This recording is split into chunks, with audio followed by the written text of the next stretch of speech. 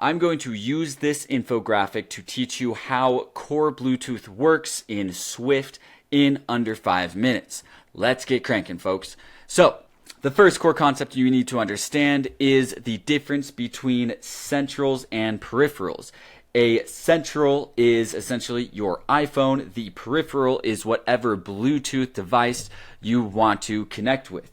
The central sends data and receives data from the peripheral device. The peripheral device is some hardware that interacts with the outside world in some way. This could be a watch, it could be a health monitor, it could be maybe a scale, or it could be a thermostat is the example I like to use the most. Now, each peripheral is going to have some kind of internal structure, and it always follows the same format. It follows this data tree. So each peripheral is going to have one or more services. So it might have another service over here.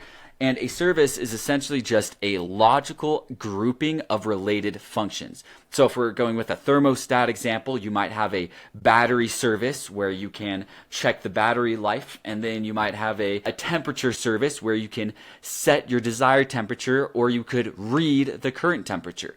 And that's essentially what these characteristic operations are. So you have a service, each service has its characteristics. One characteristic, like I said before, could be temperature. Another characteristic could be setting the temperature. Another characteristic could be the current temperature. This setting temperature would be a write characteristic.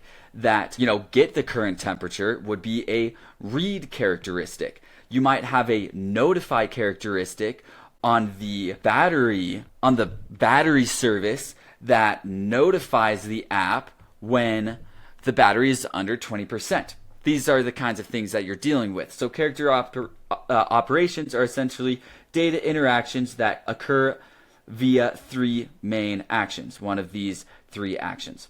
Then we can come down here to the core Bluetooth object mapping. Essentially, you have a couple of primary programmatic objects that you're interacting with in your code.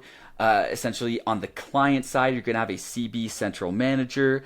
That is going to be an object that represents your phone itself. You're going to have a CB service. The CB service is going to be a Swift side representation of a service which is on a core Bluetooth device.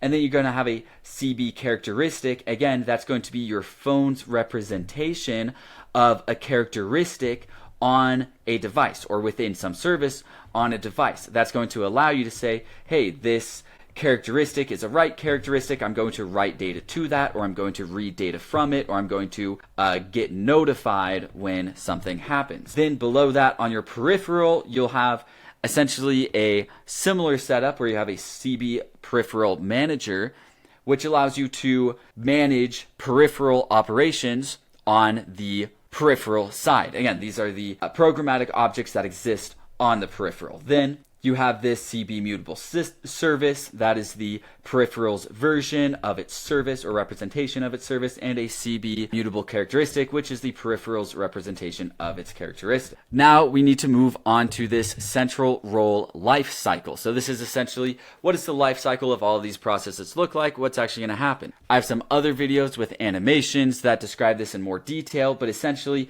you have your peripheral, it's going to advertise its existence. Your iPhone is going to find that peripheral and say, oh, hey, I found this peripheral.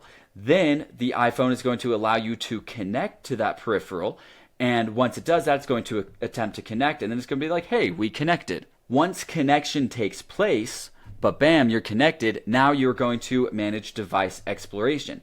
So your central device is essentially going to go in and say, hey, what services do we have? Hey, what characteristics do we have?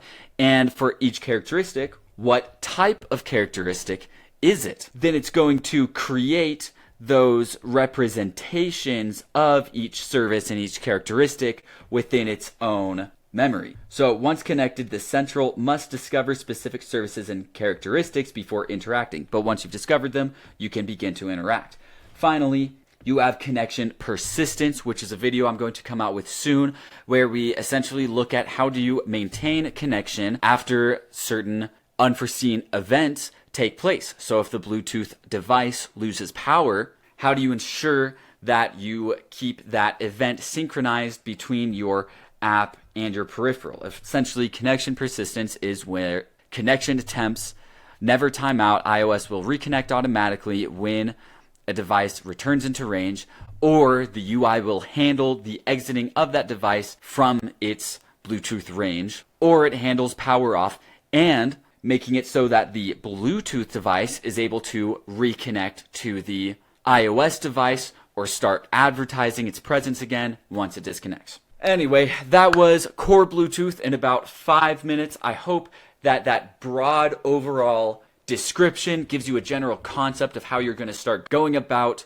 writing the code for core Bluetooth apps. If you want to go into more depth, subscribe to the channel. I have a bunch of tutorials about how this stuff works, so you can actually dive into the code and see what that actually looks like line by line.